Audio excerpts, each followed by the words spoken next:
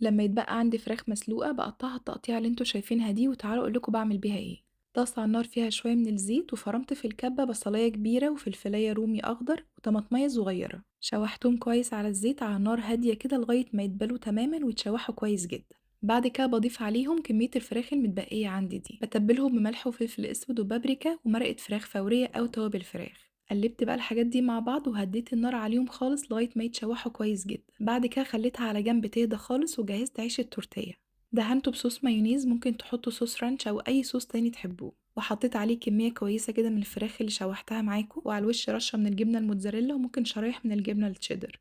قفلت العيش كده على الفراخ وفي طاسة سخنة على النار مدهونة كده بشوية من الزبدة أو الزيت، وحطيت عليها السندوتشات دي تاخد لون وقرمشة كده من الناحيتين.